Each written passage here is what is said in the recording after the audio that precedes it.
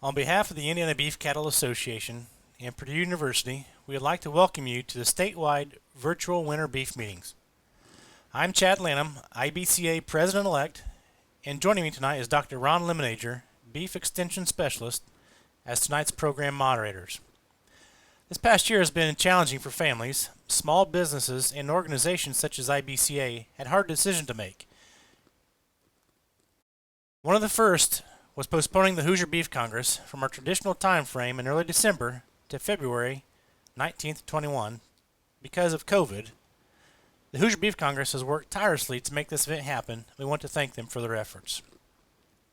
Our traditional 10 winter beef meetings had to take on a different venue, and we decided to go with a virtual statewide winter beef meeting, which we are doing tonight.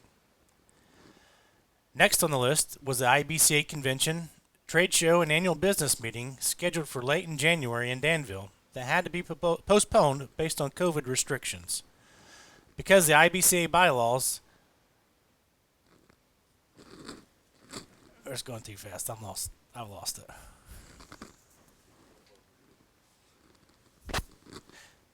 Like the third, fourth paragraph. Start at the beginning of that paragraph.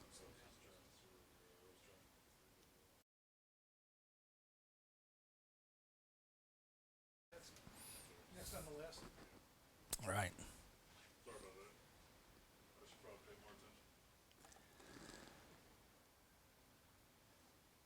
Next on the list was the IBCA convention, trade show, and annual business meeting scheduled for late January in Danville, Indiana, that had to be postponed because of COVID restrictions.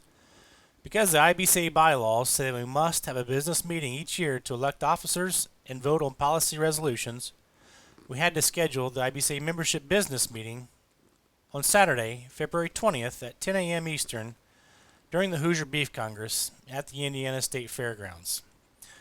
The business meeting will be held in both a face-to-face format with limited attendance as well as virtually. The convention committee is working to reschedule the convention and trade show at a later date this year. As we begin our statewide virtual beef meetings, there are a few housekeeping things that we need to take care of first. First, we would ask that everyone mute their mics and use the chat room feature to ask questions throughout the evening. There should be a chat button at the bottom of your screen to click on and chat in your questions as they come up. This will allow us to make the live Q&A session at the end of the much more efficient. Second, those registered online this evening's program before 5 p.m. today are eligible to receive the $25 gift cards as door prizes that will be awarded throughout the program. Our grand prize is a $50 gift card to Cabela's that will be awarded at the end of tonight's program. As a reminder, you must be present to win. If your name is called, simply go to the chat box and type in your email name, your zip code, and your registration to claim your prize. Leading off this evening's program, Dr. Ron Lemonager, Beef Extension Specialist, who will introduce our first special guest.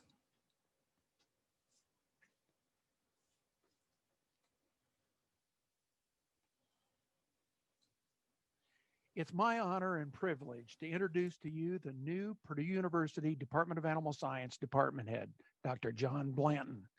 Actually, he doesn't officially start until February 1, but he was willing and anxious to participate in tonight's program. Dr. Blanton is a beef guy who hails from Michigan and earned his bachelor's degree and master's degree in genetics at New Mexico State University. Following that, he came to Purdue and he earned his PhD degree in muscle biology meat science. He has served on the faculties of Texas Tech University, the Noble Foundation, and most recently, he's been at Mississippi State University, where he is the Animal Science Department Head and Interim Associate Director of the Mississippi Experiment Station. I'd like to welcome you, John, to Purdue, the state of Indiana, and to our beef program tonight. Thank you, Dr. Lemonager. I appreciate that. And thank you for having me. I'm excited to get started at Purdue, and I'm really excited to be here. I was asked to welcome you to the inaugural virtual regional beef meeting, and it's really exciting. I'm looking forward to the meeting. I'm sure that Dr. Lemonager and his team and the Indiana Cattlemen's have put together an excellent program for us tonight. And it gives me a chance to introduce myself to you guys and let you know that, in my opinion, I work for you. You guys are the stakeholders in Indiana. And so once I get there in February, if you have any questions or concerns, don't hesitate to contact me. But again, welcome to tonight's event. Dr. Blanton, the COVID-19 pandemic has created a number of challenges for everyone this year, and the Department of Animal Science at Purdue has experienced significant financial pressures on multiple fronts. While we all understand and appreciate that you need time to gather information and formulate a plan, can you give us any insight into your plans for the next 6 to 12 months as the new department head at Animal Science? Sure. When I interviewed for the position, as I told Dr. Lemonager then, I don't know what I don't know. And so there's that period of time when I'm there that I have to kind of get comfortable with what the issues are, what the needs are. And so it'll be a lot of traveling around, visiting with stakeholders like this group here and finding out that information. Then working with the faculty and the staff, we need to determine what are our priorities. What are we and what do we want to be? And then once kind of have that figured out, we need to develop those strategies to achieve those goals and get there. The one thing I will say that is the most important to me when I do these is that we're having meaningful impacts for the producers in our state, and that I protect the people that we have to work there, because that institutional knowledge and people can't be replaced. That's not an easy thing to replace. So having impacts and making sure we keep good people will be priorities as we move forward early on. You know, the beef producers with us tonight are the Department of Animal Science stakeholders and the clientele we serve. Any insight on how important you think our beef research, teaching, and extension missions are to meeting our stakeholder needs? Yeah, the most critical. As I said in the beginning, you are my boss, right? I work for the producers in the state. And when I think about a Department of Animal Sciences, I think about what we have to do. And so we have to advance science, advance our knowledge, but more importantly, that knowledge needs to save $1 or make $1 for a producer, regardless of what the protein is. We have to serve all those proteins. And then we deliver the information to the producers so it's in a way they can use it and apply it to their operations as quickly as possible. And then finally, create the next leaders of our industry, the next people that take over managing our farms and our operations. And so when you think about a Department of Animal Science, you can't do any of that without the teaching, research, and the outreach activities performing at a very high level. And so it's super critical overall. Dr. Blanton, thank you so much for joining us tonight. We're excited to begin working with you and seeing you at future beef industry programs. Thank you. I appreciate that.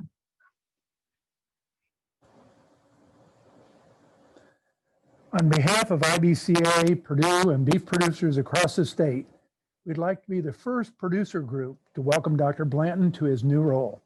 We look forward to a continued close working relationship between producers, IBCA, and Purdue University.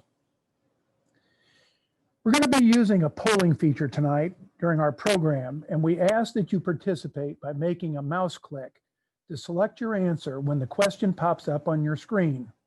We will post the poll results at the end of the next presentation. The response to your questions is anonymous and cannot be traced. Our first polling question is, how important is it to you that the beef industry has a strong voice advocating for you in Washington, D.C. on rules, regulations, and policies that affect your cattle operation? A, not important. B, somewhat important. C, very important.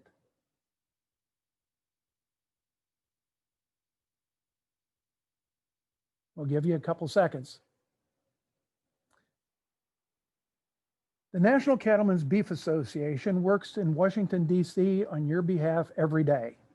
Joining us tonight is Ethan Lane, National Cattlemen's Beef Association Vice President of Government Affairs, located in Washington, D.C. In his role, Ethan guides NCBA policy efforts, where he has extensive experience advocating on behalf of beef producers.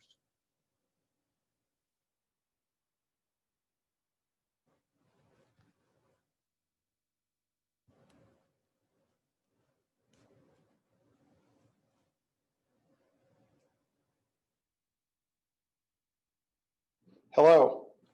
My name is Ethan Lane. I'm the Vice President of Government Affairs for the National Cattlemen's Beef Association here in our Washington, D.C. office. Sorry I can't be with you in Indiana today. Obviously, this has been an unusual year, and as we move into 2021, hopefully that we have some hope to get back to some regular order where we can start meeting again in person.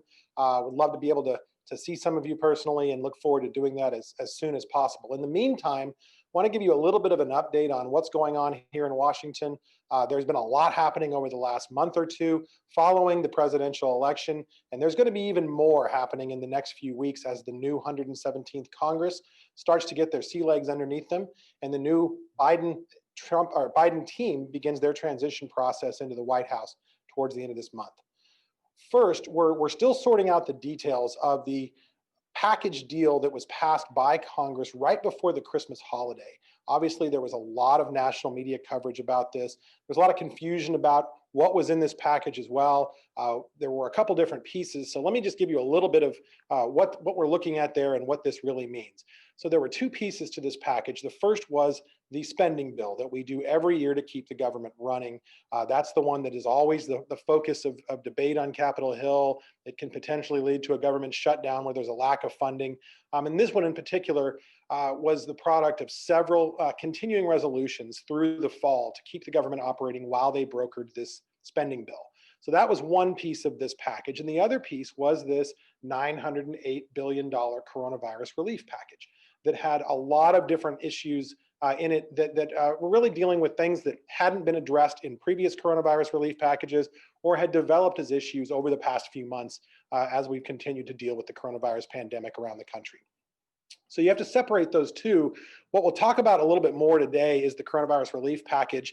There's a lot of things in that package that were really impactful for cattle producers.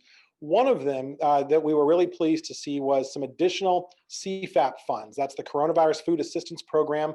That's the program that led to those payments back in the spring. That was CFAP Part 1 for any producers that marketed cattle between January 15th and April 15th, and CFAP Part 1, CFAP 1 Part 2, which was those inventory payments for the April 15th to May 15th timeframe. And then subsequently to that, we've done a CFAP 2. That was in August and September. Some of you maybe took advantage of that. Well, this package had some additional coronavirus funding, specifically about $1.4 billion for the cattle industry. And that money has been incorrectly called CFAP 3. That's not really what it is. It's really easier to think about that as CFAP 1 Part 3. And what it's intended to do is go back and provide some additional resources to our producers that marketed cattle after April 15th and up to May 15th, but didn't get those larger checks that the first round received for those early sales. This is something we've asked USDA and Capitol Hill to help us address for those stockers and backgrounders and others that really got left out in the cold on those payments earlier this year. This is not going to get them up to that same $200 plus level that some of those participants early on got, but it is going to get them another anywhere from $30 to $65, $67 a head on those animals. And we're hoping that's going to be in conjunction possibly with an additional actual CFAP 3 payment that should sort of round out this program as far as a set of relief for the cattle industry during coronavirus. We were also really pleased to see the Ramp Up Act in an amended form included in this package. That is a bill we've been working on all year to deal with processing capacity. Ramp Up allows for $60 million in grants to state-inspected meat processing facilities that are trying to get up to the federal standards so that they can market their product across state lines. This is something we really had worked hard on. We were expecting to have to lobby on this into the new Congress, so we were really pleased to get a win here and get this included in a year-end deal so that it can get out to the country now and start working on those processing capacity issues that have been so impactful for cattle producer profits over the last year during coronavirus. We're not done on that front. There are several pieces of legislation that we're going to see introduced again in this Congress, hopefully this week, here in the first week in January. Chief among those is the Price Act, which is kind of an omnibus cattle bill is what we're calling it. It has a lot of different pieces of it that'll work on those market conditions, work on those pricing issues, and hopefully restore a little bit of leverage back to cattle producers in that cattle producer to packer relationship. That's where a lot of our focus has been. That's the reason we've spent so much time on some of these price discovery issues. That's something you're going to continue hearing about from NCBA over the coming weeks and months as we have this framework that was put together by our price discovery cattle markets subgroup that triggers report is something you might have heard about. That is up and running now, and we are expecting to see data from that over the next few months, assessing whether or not we have enough negotiated trade at a regional level around the country. That was put together by producers from around the country. This is folks with very different viewpoints on this issue. There were producers in that mix that are NCBA members that have been big proponents of things like 5014.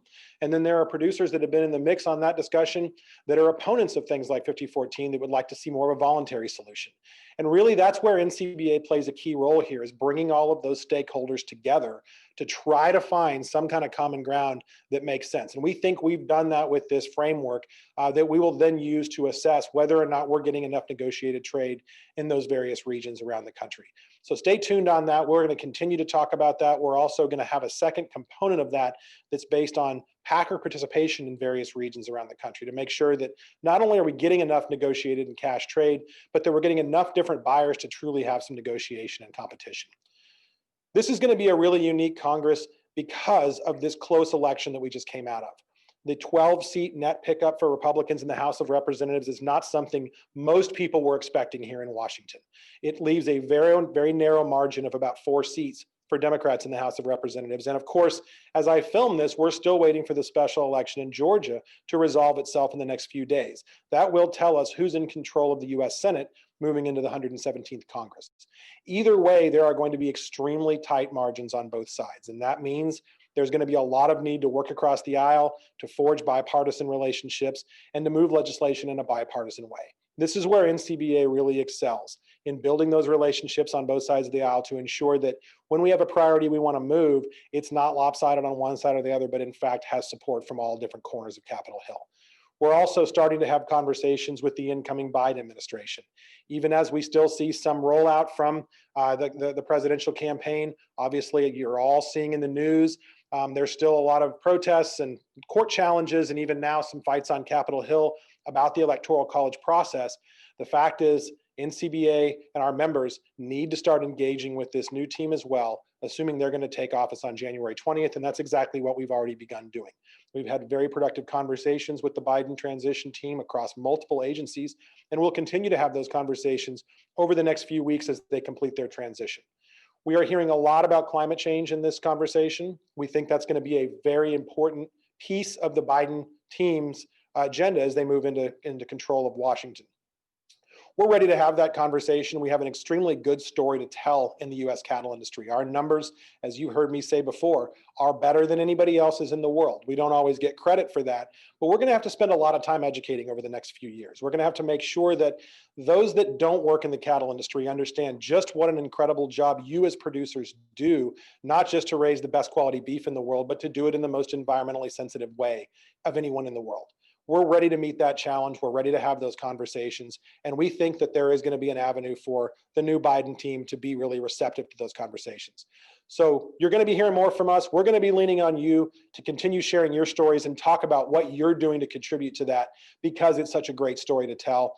We look forward to a really productive 2021, building some of these new relationships, using the NCBA PAC to ensure that we're supporting good candidates on Capitol Hill that have our industries back when it comes time to pass these pieces of legislation, and forging those new relationships at the agencies that are going to be so important to making sure that we're treated fairly and equitably in this new administration.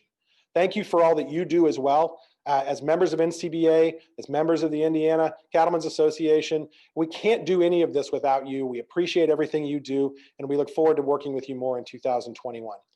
Thank you and have a great meeting.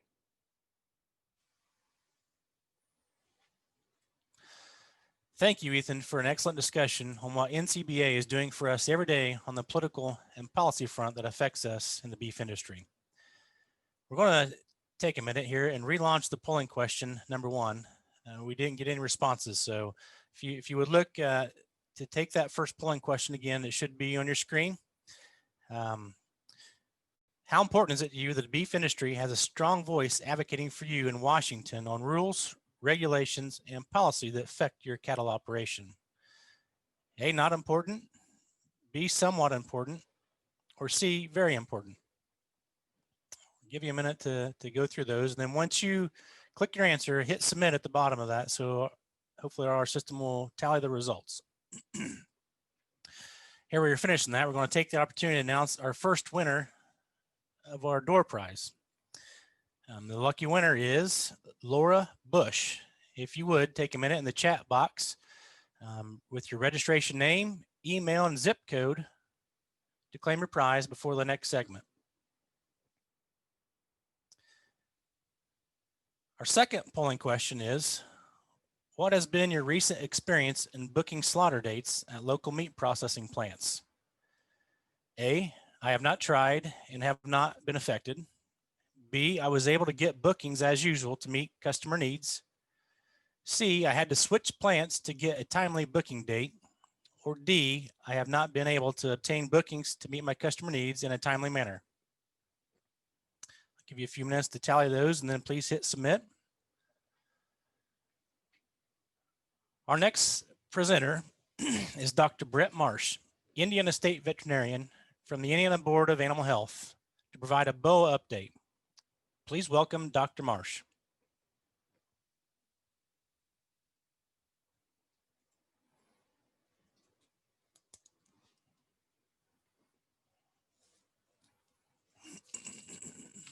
Well, good evening, and thank you for the opportunity to join you as a part of the IBCA regional meetings. And I'm glad to have the opportunity to describe to you what the Board of Animal Health has been doing as a part of the pandemic response. And of course, we thought at this point that we would be done with the pandemic, but it's still very much alive and well, and we continue to be engaged in a number of activities. For example, the response efforts have included joining the Indiana Department of Health and their Joint Information Center. And we've sent staff support to that center, and we stand ready to do it again if necessary, just to make sure that we continue to communicate to our ag sector as well as all citizens throughout our state. Last year, and many of you participated in our weekly ag sector conference calls from March to June. Each Friday at noon, we gave updates to the industry on what was going on, and they were very well received. Well over 100 individuals each Friday would participate in those calls just to keep current on what's happening. We also served an important role as a liaison between the food and ag sector and our public health partners. The reality is that the Department of Health and local health department officials weren't entirely familiar with the ag sector. We were, and so we could pull these parties together and have conversations with processors, packers, and others across the state to make sure we were doing everything we can to preserve employee health and still remain open to as a critical infrastructure of our state and country. We assisted with guidance documents, had a number of conversations again with our State Department of Health as well as CDC to make sure we were all on the same page as we were working through the pandemic and supporting our essential infrastructure. A lot of conversations on the human and pet transmission and issues. And even to this point, we don't have evidence that dogs and cats, for example, are contributors to the transmission of the virus. We did indeed have a couple of instances, a few instances across the United States where dogs or cats were found to be positive, but they were positive in homes of COVID human patients. And so it wasn't unusual necessarily to find that to be the case. And then, of course, expanded meat inspection, and I'll talk about that more. We had a lot of activity on our meat and poultry inspection program. So if we take a look at our state inspection program, which many of you are familiar with, and we've had strong support of it over the years from IBCA, in a pre-pandemic mode, of course, the local food trends have sparked all sorts of interest in these local plants. We have about 120 plants all across the state providing a variety of inspection services. Those plants are continuing to expand. We have new plants. We have one in southern Indiana that hopes to open in the first quarter of 2021. And so whether it's expansion of existing or new or improvements in existing facilities, there's been a lot of activity on that front. Slaughter activities, even pre-pandemic, were booked entirely through and into 2021, and our coverage of inspection was always tight.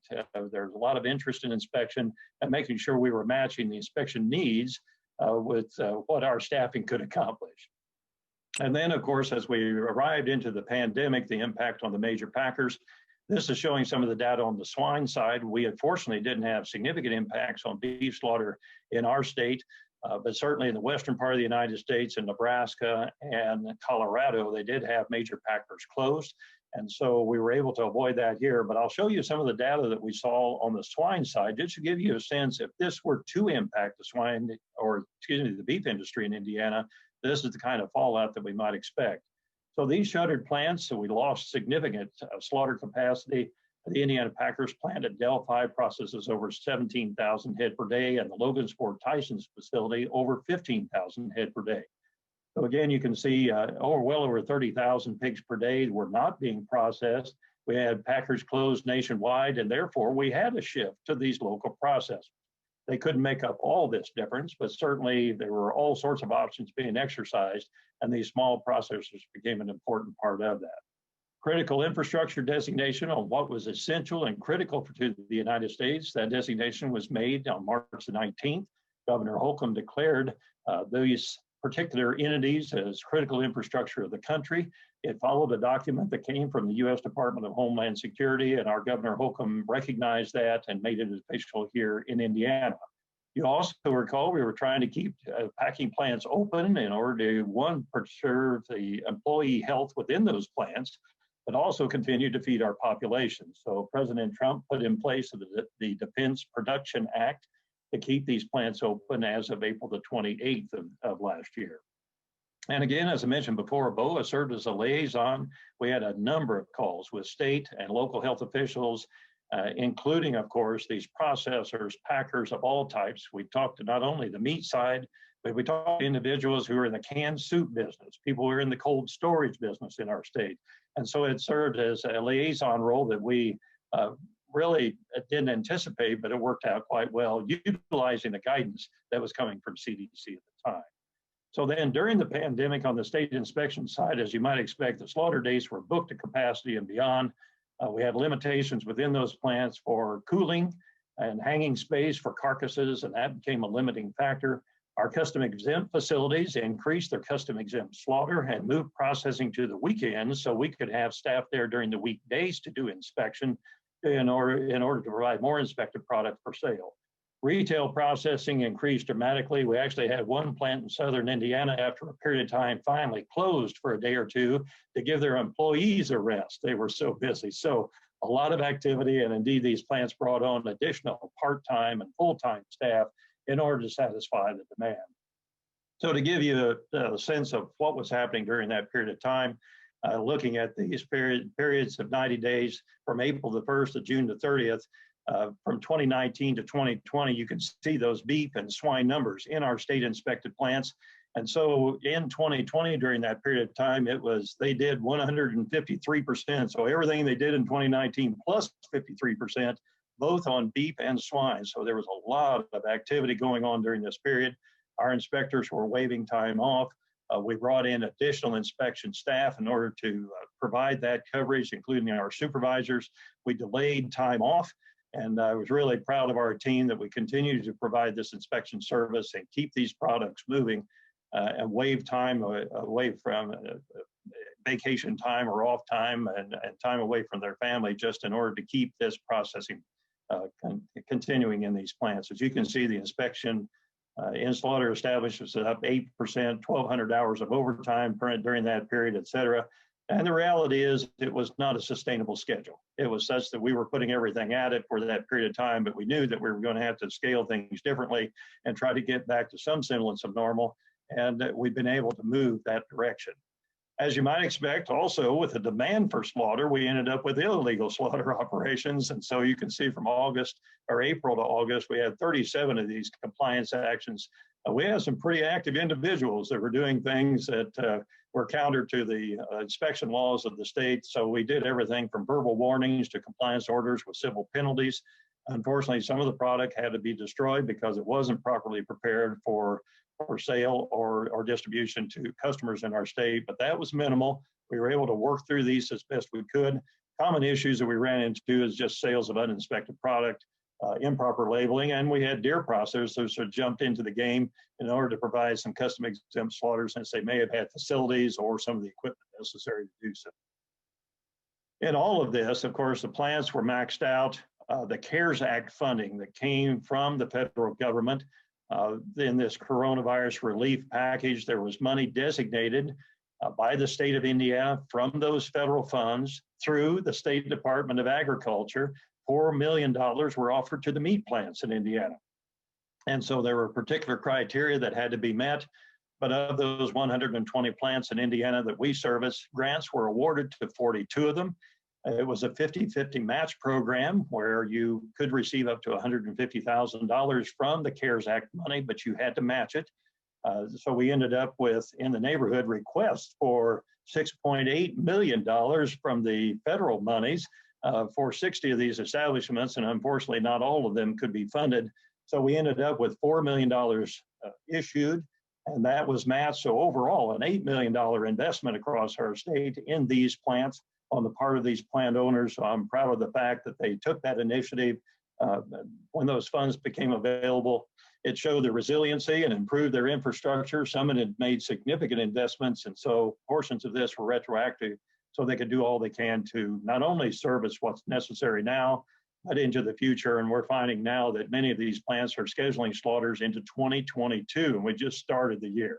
So a lot of activity on that front. We've had a great deal of support from the Indiana Beef Cattle Association and all of you out across the state. This is our contact information. We remain available to you in all ways, whether it's an animal health event or a public health event with regard to our inspection programs. So we very much appreciate the support, and I'm grateful for the time to spend with you here this evening.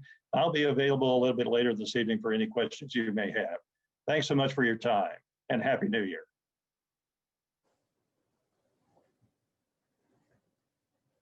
Thank you, Dr. Marsh. We truly appreciate all that you and your staff do to protect the health and safety of the livestock industry in Indiana. Unfortunately, the polling feature that we had planned for tonight is not working as well as we had hoped. So we're going to scrap our polling feature for the evening. And I think the minions have invaded our computers. So one other thing that I would like to encourage you to think about is if you have any questions, okay, for Dr. Marsh or anybody else as we go, please enter those into the chat box as the program goes along, so that we don't end up with a big flood at the very end and then trying to sort through it. So it'll help us if you would submit your questions as we go. It's now time to give away our second $25 door prize, and it goes to Nick Minton. Nick, if you will go into the chat box and provide your registration name, email, and zip code to claim your prize before the end of the next segment, please. Up next in tonight's program is Joe Moore, Executive Vice President of the Indiana Beef Cattle Association, to provide an update of Indiana Beef Cattle Association and Indiana Beef Council programs and activities.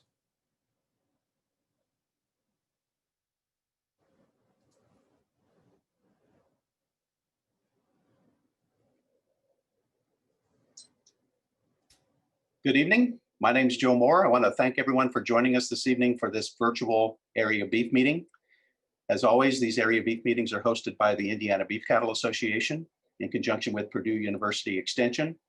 This year, we have to give a big shout out to our sponsor this year, which is Indiana Soybean Alliance and the Indiana Corn Marketing Council for their financial support in getting these meetings taken care of this year. Your IBCA staff, I'm happy to report, has not changed since last year's meetings. Bailey Kiff is our Spatial Events Coordinator. Maggie Daly is our Education and Industry Relations Director. And Greg Kopke is our longtime Financial Director. One of the benefits of being a member of the Indiana Beef Cattle Association is the representation that all producers get in Indianapolis, at the State House, and in Washington, D.C. on Capitol Hill. Myself, along with leadership of the Indiana Beef Cattle Association, work on these policies week in and week out all year long. This year, the state legislative initiative will be state meat inspection, increased funding for state meat inspection. The IBCA is joined with Indiana Pork, Indiana Dairy, Farm Bureau, soybean, and corn growers to seek additional state funding for state meat inspection for BOA. This year, the pandemic has highlighted the fragility of our nation's food supply. When major packers started shutting down in April and May because of sickness, it just showed that we don't have enough opportunities for farmers with state inspection or federal inspection. The Hoosier Beef Congress has a stalling auction every year. And the funds from that stalling auction support two different avenues for support through our association. One is the IBCA Scholarship Program. 2020 was the second year of the scholarships, and we're happy that we could report another $1,000 given out this year over 2019. This year we had 5 recipients: Callie Ann Knott, Bryce Hayden, Bailey Thompson, Hattie Duncan, and Reagan Colt. A total of $6,000 in scholarships were given out. We're looking ahead to 2021 scholarships. That application period will be February 15th through March the 31st. There are several qualifications everyone must meet. You have to be an Indiana resident, you have to be an IBCA member, and all of those requirements, the applications and everything will be posted on the Indiana Beef website, as well as our social media and weekly newsletter. The other avenue of funding for the stalling auction money is the Leader Industry Fund. And these funds can be used to enhance leadership development and betterment of the beef industry. It allows the association to consider things throughout the year that maybe weren't passed in the original budget for the fiscal year, but these funds are not allowed to be used to just support day-to-day operations of the association. As we all know, the 2020 State Fair was canceled. The 2020 the Indiana State Fair is the largest fundraiser for the IBCA. And so not having a state fair was pretty detrimental to our finances this year. The State Fair did pull together a modified 4-H livestock competition. And during those weekends, Indiana Beef Cattle, along with Indiana Pork and Indiana Dairy, served food and dairy products out of the dairy bar. And I want to thank all the volunteers who came to Indianapolis for those 2 weekends to help make brisket sandwiches and milkshakes and pork burgers and serve those farm families who were there for the 4-H livestock competition. We did hold the 2020 IBCA annual convention last January at the Sheraton in Indianapolis. We had the annual business meeting around lunchtime. We had a trade show with over 15 vendors.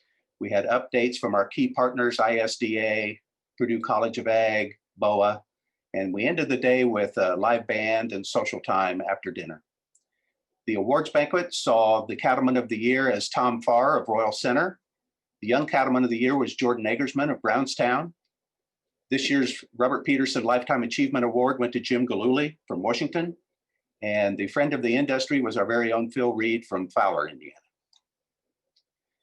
This year, unfortunately, due to the ongoing pandemic of the coronavirus, the IBCA Convention Committee, along with the Board of Directors, has decided to postpone the originally scheduled convention at the Hendricks County Fairgrounds.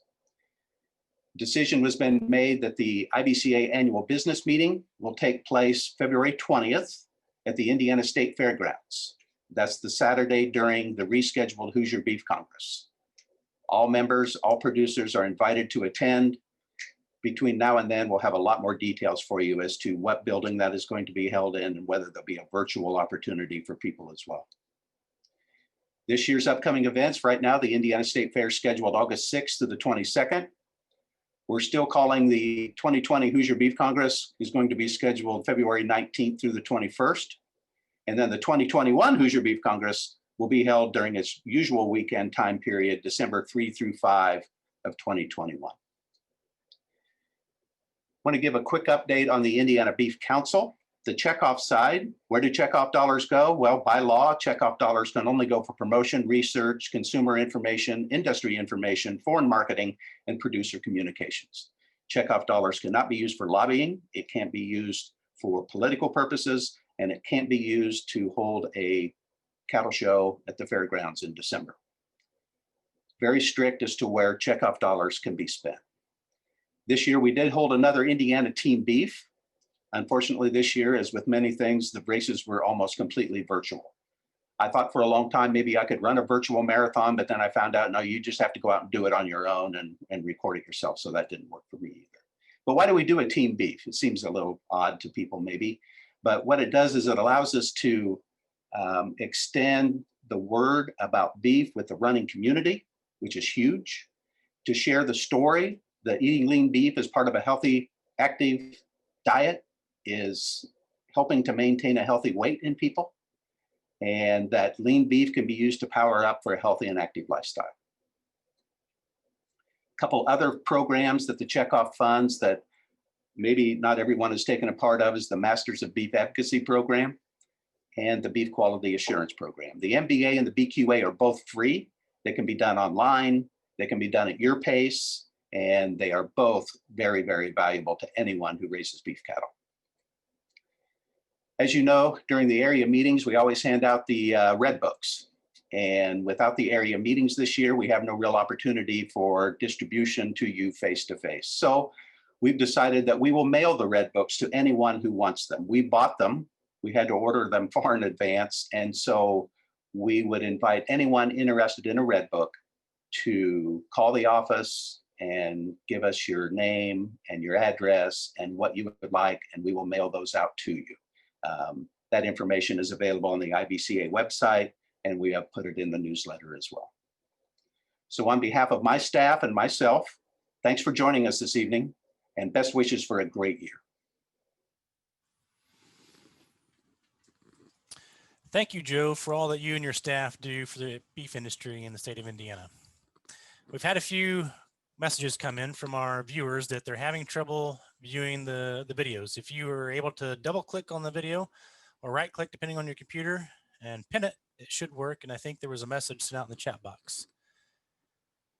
It's now time to give away our third door prize, and that winner is Sherry Krug. Again, as in the past, if you can enter your name, your email, and your zip code in the chat box, preferably before the next segment, we'll get that information sent out to you.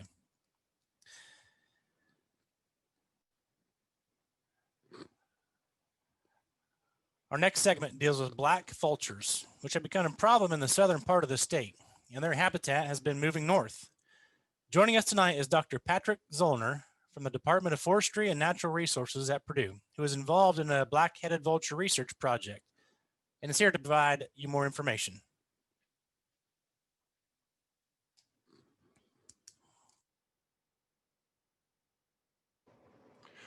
Thank you very much, everyone, for taking the time to listen to what we have to share with you during this short video segment. My name is Dr. Pat Zollner. I'm a professor in the Department of Forestry and Natural Resources at Purdue University, and I'm collaborating with others on a research project regarding the conflict between black vultures and livestock here in Indiana. So that's what I'm here to speak with you about. And pictured on this slide, you can see black vultures.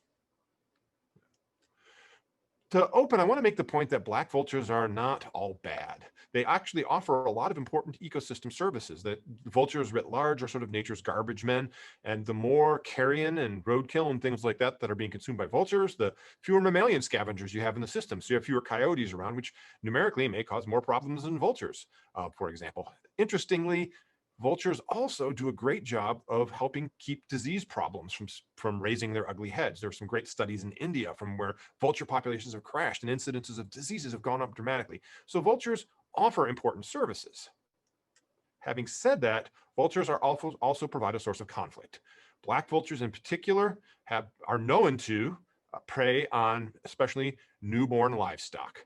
Typically, vultures prefer to eat carrion, and that's an easier meal, and they'll go for that, but they occur in large flocks, and as pictured on this slide here, you can see what happens when a flock of vultures find a newborn or in the process of being born calf, and if they do go into this predatory mode, it can result in mortality.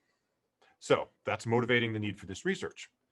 Interestingly, this is a long-known problem in the southeastern U.S. Places like Florida have wrestled with this problem for decades. Here, as you can see from these two maps in Indiana, the population of black vultures in North America have only recently expanded into Indiana.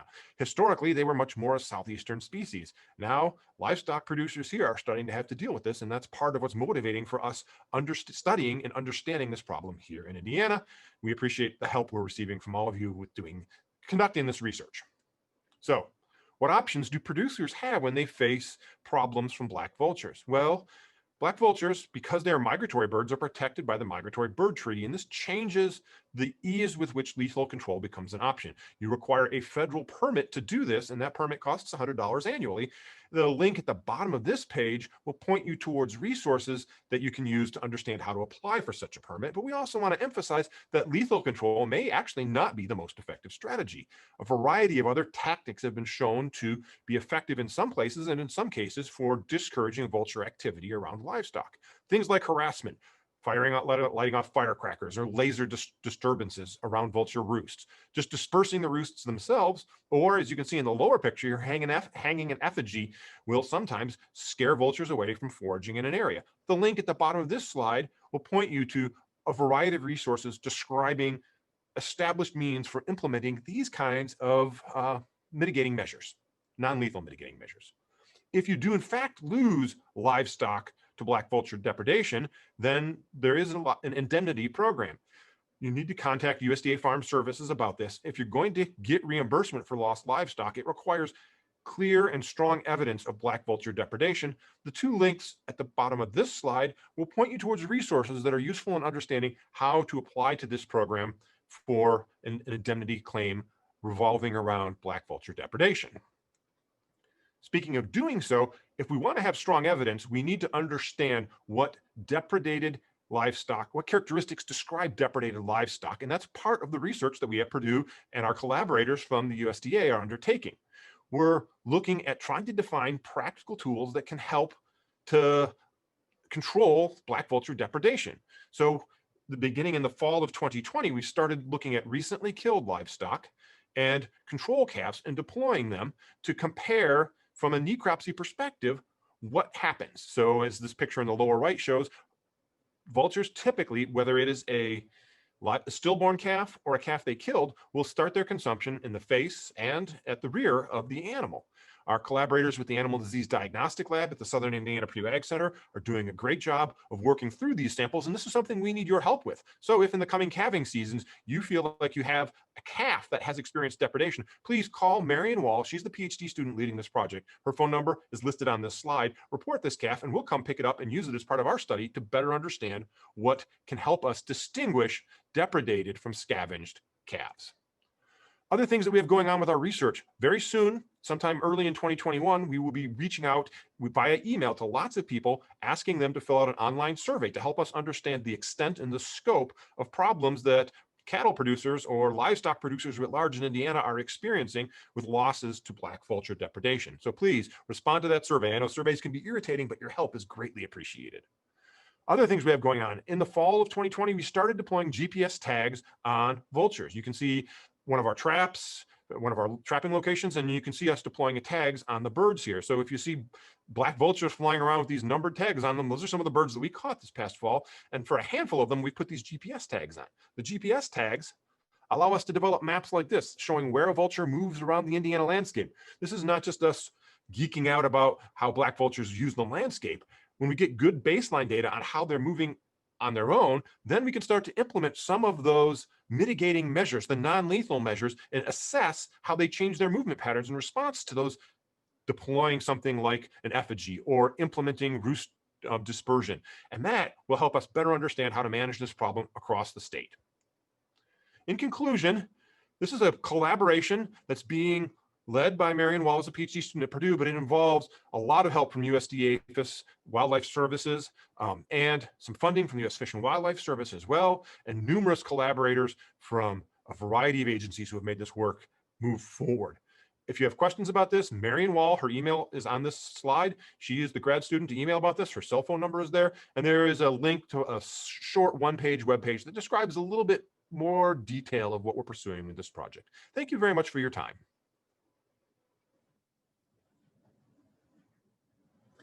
Thank you, Dr. Zollner, for the research you and your team are conducting on the black-headed vultures. Just a reminder, if you have questions for our speakers, please type them into the chat room as we go. Our fourth $25 gift card goes to Jennifer Strasser. Again, Jennifer, if you would please go to the chat box, put your name, your email, and your zip code in the chat room. We will contact you shortly. It's now time to hear from the Indiana Junior Beef Cattle Association. Tonight, we have Haley Baker, president of IJBCA, to give us an update on their activities.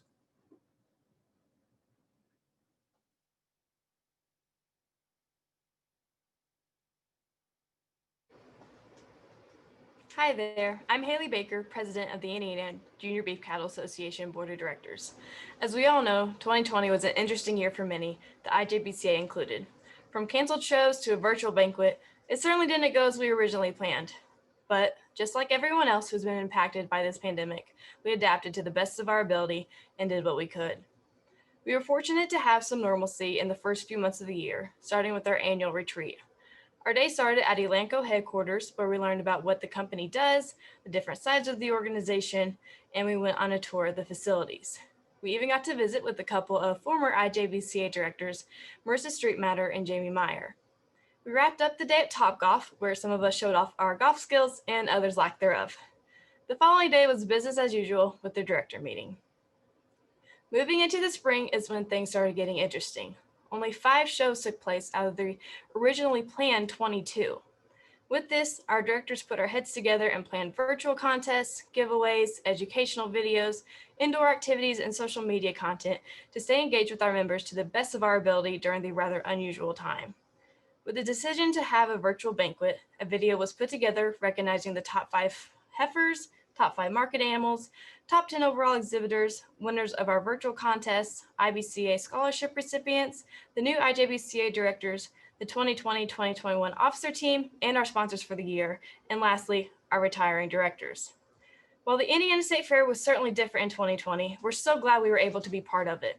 Even though we didn't have our usual booth set up or t-shirts to sell, we still had a great time helping in the dairy bar, serving ribeye sandwiches, and of course, working the ring for showmanship. Hoosier Beef Congress is one of our busiest times and typically kicks off the new point season for Indiana's finest. While it's unfortunate it had to be postponed, we look forward to seeing everyone in February. One part of HBC that we were able to see through in December was the selling of the IJBCA's finest heifer in the Hoosier Beef Congress online sale.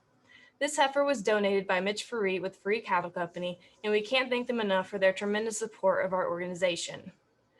Something new we introduced for the 2021 Indiana's Finest Point season is online nomination form registration.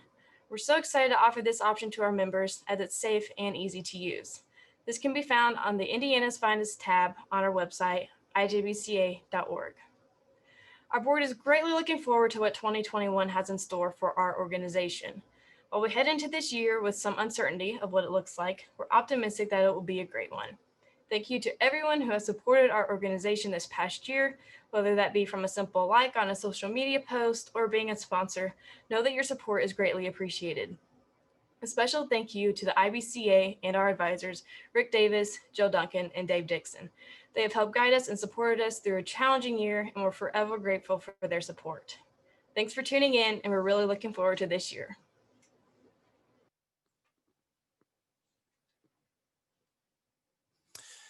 Thank you, Haley, for joining us tonight. We really are proud of this group of young leaders and what they have accomplished. It's now time for our 5th door prize, and that winner is Jill Duncan. Again, Jill, please send your registration name, email, and zip code in the chat box, preferably before the next segment, to claim your prize. We'll get that sent out. Have you ever wondered what determines cow carcass value? Our next guest is Dr. Brad Kim, meat scientist in the Department of Animal Science here at Purdue. He is here tonight to tell us about what he and his team is doing to increase cow carcass value by increasing muscle tenderness.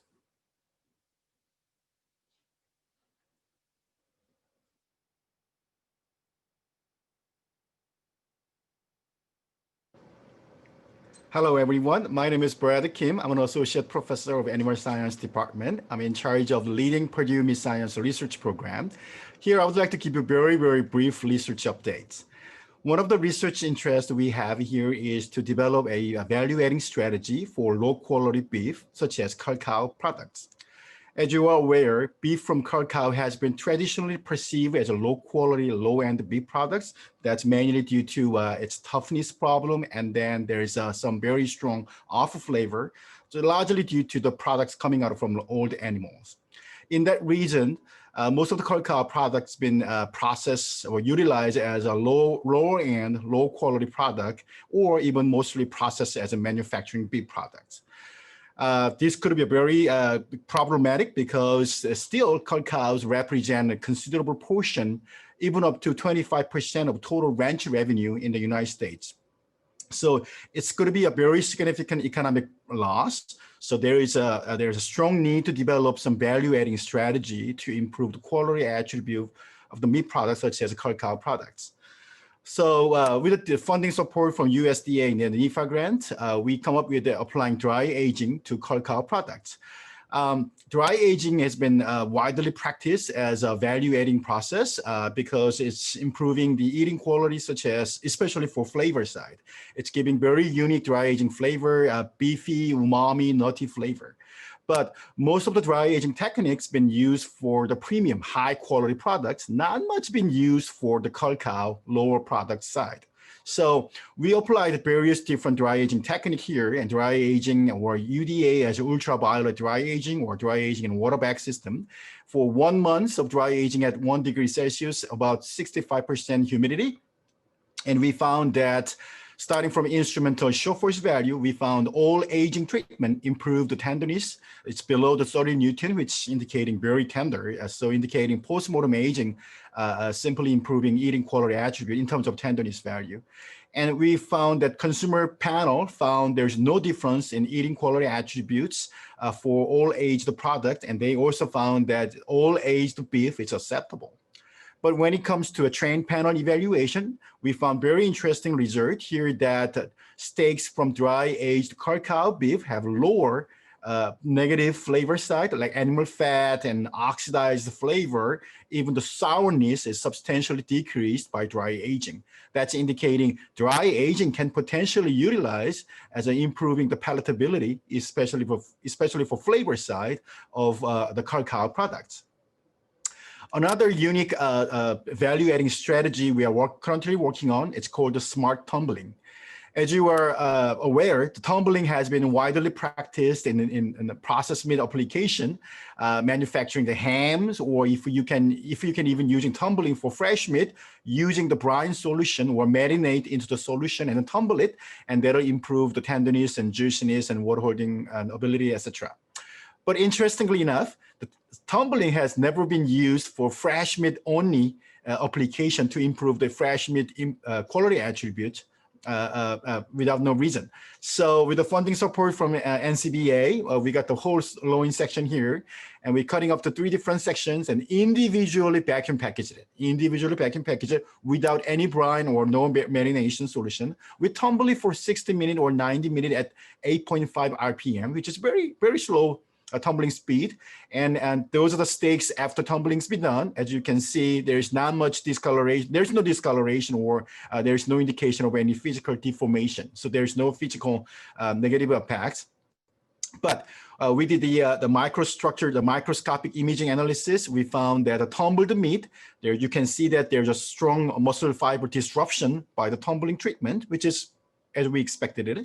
But when it comes to instrumental tenderness value, there's a very intriguing result we have here that's only 60-minute or 90-minute tumbling, as you can see in the figure here, that a substantial decrease in the monobrachylar show force value, indicating even up to 40% improvement in tenderness, just simple 60-minute tumbling.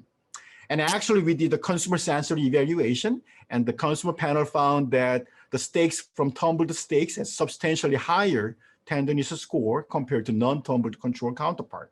So this is very exciting, intriguing result. So with this finding, next step, thanks to Indiana Beef Council for funding, we're gonna moving on to the next study, looking at a smart tumbling application for cow beef tenderness improvement study. So we are very excited and looking forward to see what's the project coming out next month or so. And then hopefully next year we give you more exciting result outcomes updates. So with that, I would like to thank you one more time. And then please let me know if you have any questions or more information. I'll be happy to answer you any question. Thank you.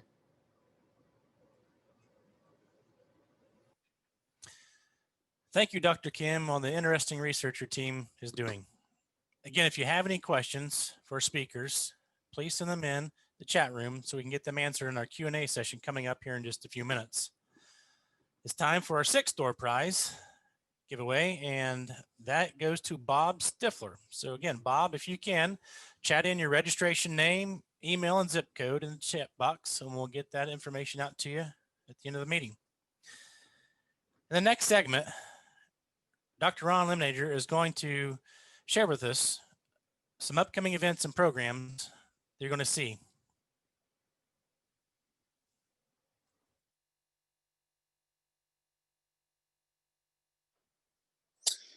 Our last segment, before we go to the live question and answer segment, is information on the upcoming programs and events that you may find of interest to you and your operation.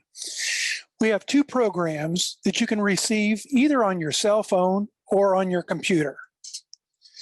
The first is a monthly 30-minute program, which is a joint venture between Purdue Animal Science and the Indiana Beef Cattle Association.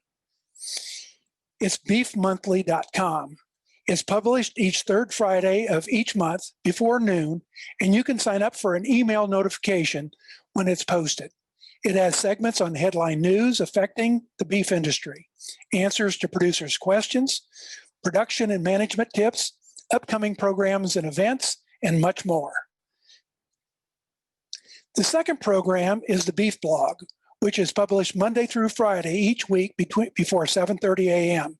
Each edition has a brief description of 10 industry articles that you can click on to learn more. Again, you can sign up for an email notification to receive it daily at thebeefblog.com. Our next upcoming program is called Beef Basics, and we have Dr. Nick Minton here to talk about this new virtually offered program.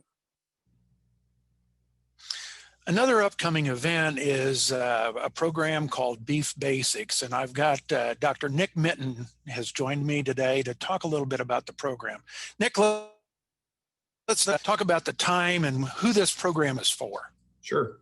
Yep. So this program is going to be launched in early 2021, beginning January 19th. It's going to run for 8 consecutive weeks on Tuesday evenings, with each session being its own specific topic. And so this program is really geared towards individuals who are relatively new to raising beef cattle or beef cattle production. So those folks that are, probably have less than 5 years of experience, or those folks that are interested in entering into beef cattle production and are seeking more information and, may not know necessarily how to go about that. So, this is a great program to provide them the opportunity to interact with folks that work in beef cattle production on a daily basis. And Nick, this is going to be an online program, right? So people can watch this kind of from their home computer or their home office. Yeah. And what time of night are we starting that program? Yep. So the programs will begin at 6:30 p.m. and then run through 8:30. And, that might cause some folks a little hesitation, right? Sitting in front of the computer for 2 hours. But how that is structured is that there will be 2 presenters each evening and to cover that topic, along with a moderator that will monitor the chat box.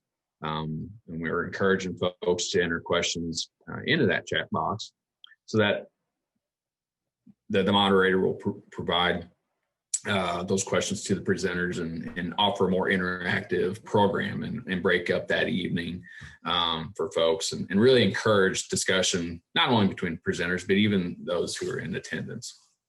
So what's the program cost? Yep. So the program costs $40 to attend the program. And so that in doing so, you will have access to, the presentations that night. They will be recorded, but they will only be made available to those who registered for the program. And so, life gets busy, right? And so if you can't make it or attend that evening, you have an opportunity to go back, listen to that session, and then, ask questions, before the next session or, even during the next session. Give the viewing audience an opportunity to kind of think about what topics might be covered. Have you got an idea on those? Yeah. So the topics that we're going to cover are, they're on the flyer, but we're going to start off with actually yourself and Mark Kepler providing an overview of what's all involved with beef cattle production and going into, the fundamental principles there, right? And then from there, we'll transition into behavior and facilities, kind of touch on some, what do you need to properly keep cattle in the pasture, and then how to properly handle them when you're working them.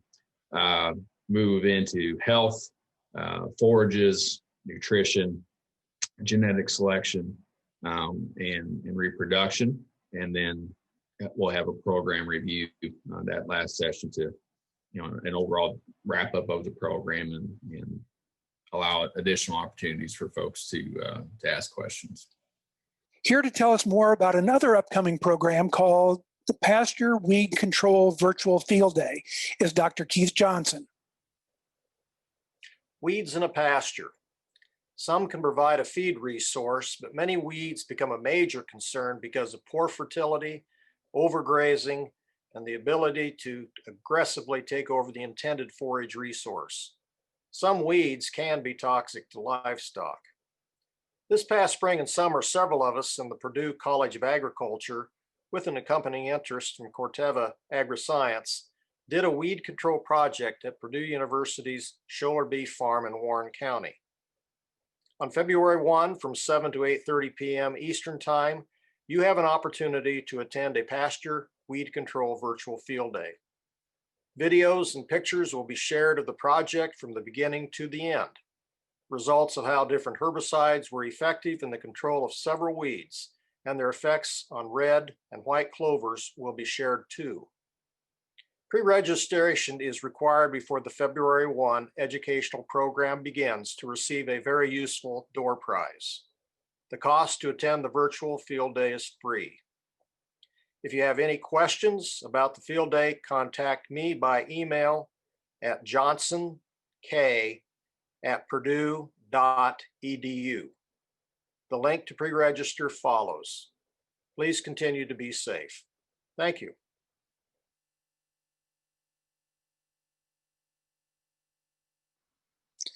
Thank you, Dr. Johnson. Hoosier Beef Congress is still scheduled for February 19 to 21 at the Indiana State Fairgrounds. The Indiana Beef Cattle Convention and Trade Show, originally scheduled for January 23rd at the Hendricks County Fairgrounds, has been postponed. Indiana Beef Cattle Association annual business meeting portion of that activity has been rescheduled for February 20 at 10 a.m. at the Hoosier Beef Congress to elect officers and approve resolutions. The convention and trade show will be rescheduled later this year. The National Cattlemen's Beef Association convention has been rescheduled for August 10 to 12 in Nashville, Tennessee. There is also what they are calling the 2021 Cattle Industry Convention Winter Reboot, and it's being offered virtually on February 23rd and 24th.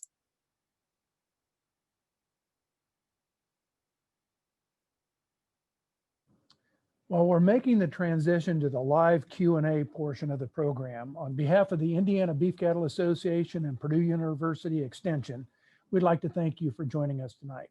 If you'd like to review this video, or if you have friends or neighbors that you think might like to view the program, it's been recorded and we're going to make it available on beeftips.info.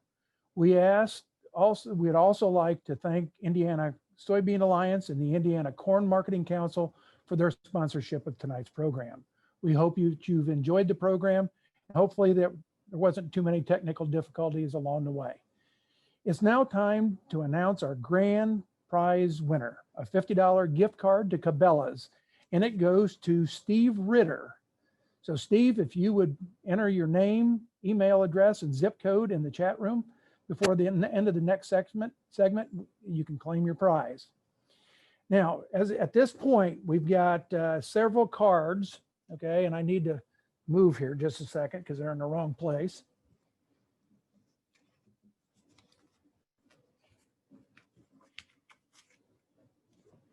We had several unclaimed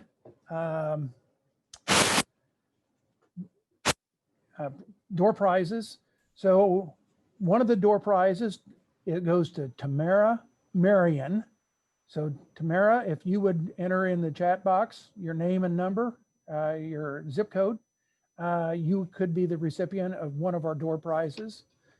The second one that was a non-response, okay, goes now to Kelly and Donnie Sheese. So Kelly and Donnie, if you'd get in the chat box and respond, that would be great. And our third one is James Troike. Okay, and James, if you will get in the chat box, you could be the recipient of the remaining one. And hopefully before the end of our question and answer period, we'll know the results of those, and you may still be in the running if you haven't got one so far. Let's begin our panel discussion, and I think the panel is coming up, okay, for me to see. My first question goes to Dr. Marsh. And actually there are two questions that are related. The questions are, will there be more money allocated to increase the number of meat inspectors in our state meat inspected plants? And second, kind of related to that, based on the tremendous increase in demand, will there be an opportunity to increase the number of days of inspection at individual state inspected plants? Well, good evening to you all. That's great questions. And of course, they're certainly germane to what's going on in our environment right now. We're looking forward to receiving the governor's budget request tomorrow. So on Wednesday,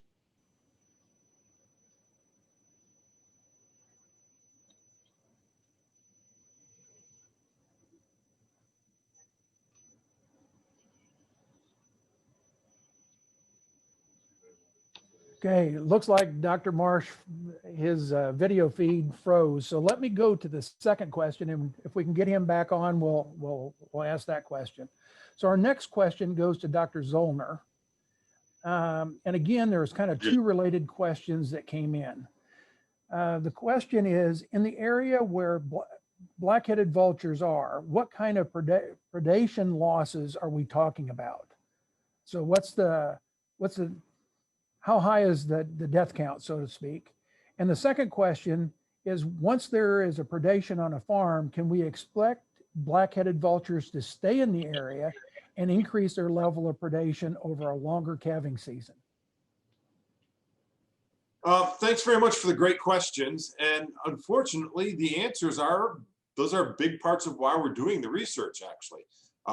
As I talked about in the slides and in the presentation I gave, Marion Wall, who put a post up, my PhD student already in the chat here, answering a question that came in the chat, will be distributing a survey probably in the middle of February to Indiana beef cattle producers, where we want people to report to us how frequently they're experiencing depredation from black vultures. And this is a tricky thing to figure out because it's tough to distinguish when is a calf that was a stillborn calf actually just being scavenged versus when it was killed. And this is another one of the research questions where we're looking for hopefully all of you to donate calves that you suspect to have been depredated, so that Dr. Grant Burcham from the Disease Diagnostic Lab can really do the necropsy work to say these are those characteristics that distinguish these categories. So for now, the short answer is we don't know yet how common this is in Indiana.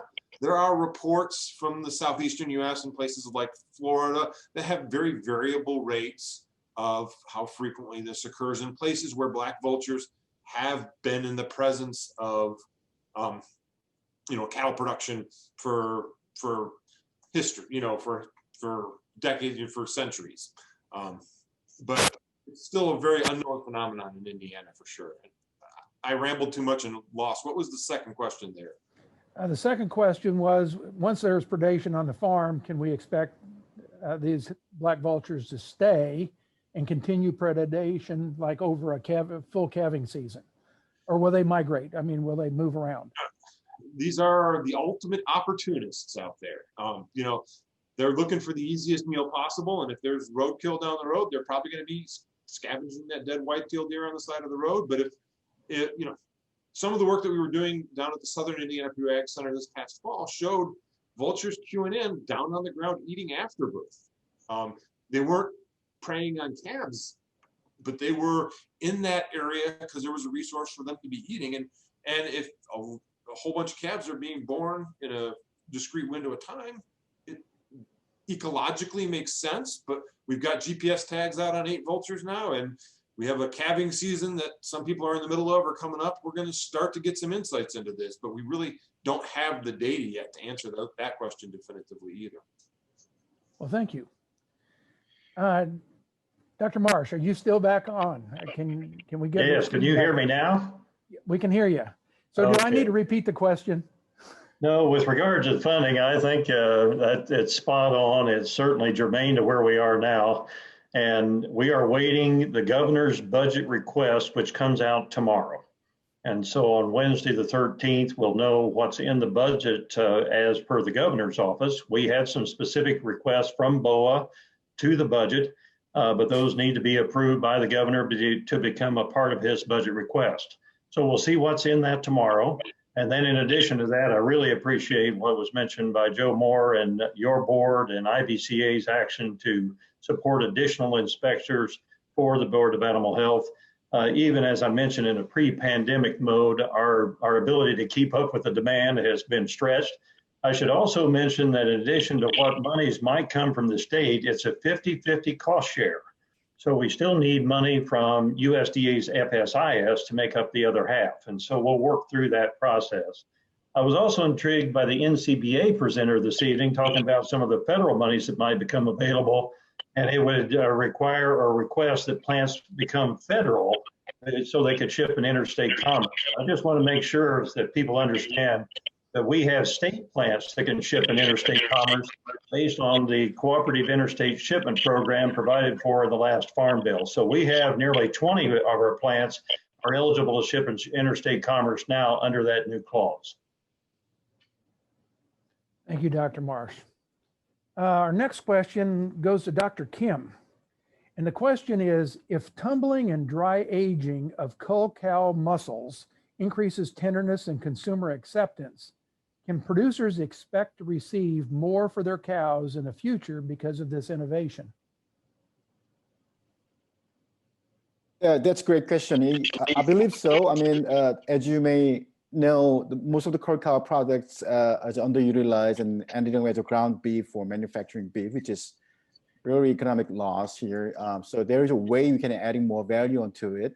So if the consumer can understand the value of those products, and if the meat industry can provide some good practices or strategy to adding more value onto it, that eventually go back to the producers and meat industry, the equal benefits, I believe. So and mostly the pre-harvesting practices been applied to improve value of the cull cow products, such as feeding the corn diets, the prior to slaughter, things like that. But not many post-harvest intervention has been practiced in terms of adding more value onto cull cow products.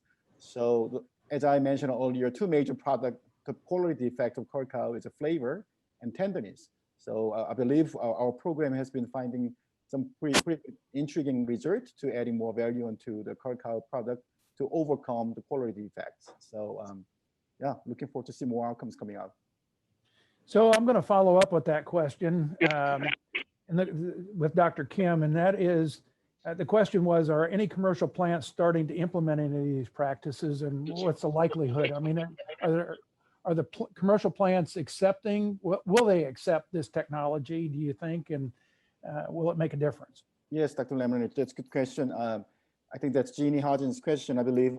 Yes, I've been contacting a couple of major beef processors for the feasibility of utilizing this technique. This is very simple technique. Everyone has a tumbler in their plants. I mean, even local processor. Actually, my original target was a local processor because everyone has a very small, different type of tumbler. But the thing though, everyone got slightly different tumbler capacity-wise and tumbling speed, things like that. So working with collaborating with a mechanical engineering professor at the moment to developing some modeling systems. So just plugging into, okay, you have X amount of the tumbler size and speed, things like that, and you have different muscle size and all different muscles. So could we develop something, a modeling system based on your own tumbler? What's the best time to tumbling it to improve the tenderness value of your product and without any further post-mortem aging it? So So back to your question, yes, the discussion is ongoing with the major beef processors for practical feasibility. But at the same time, I'm also targeting to local processors to adding more value onto not only for the cow, but also the actual beef products as well, the fat beef. Thank you, Dr. Kim. I think another question had come in for Dr. Zollner, and it was really about, the black vultures have any predators? And I think that question was answered in the chat box. Okay, so somebody could go to that. Dr. Marcia, I've got one more question for you, and it says, were all of the CARES Act monies utilized by small locker plants completely spent, or did some have to return it if it wasn't spent by December 31? So could you talk about that process? Yeah, that's a great question. That funding process was managed by the State Department of Agriculture. I'd have to check with them, but I know they were working in earnest with each of those recipients to make sure that it was all captured by the deadline. And so I know that, again, I appreciate all of those who took the time to apply. There was a review process, et cetera. And of course, unfortunately, not all of them could have been met. It may be an opportunity, frankly, in some of these additional relief packages for some opportunities for additional plants to get involved. But as far as I know, with maybe some minor exceptions, it was all distributed. Really appreciate the state budget agency and the governor's office in approving CARES Act money for that purpose. And of course, they've been watching those dollars closely because a lot of it is being used for vaccine distribution, et cetera. So I'm glad they were able to earmark some of that for these plants. And just as a recognition of the importance of this function across the state, for them to find those additional dollars at a time when all those dollars are being used for lots of other things to support the pandemic. So as far as I know, they were distributed and met the deadline. Okay, that's all the questions that I've got sitting at my desk, okay, as a feed. Scott, do you see anything else on the?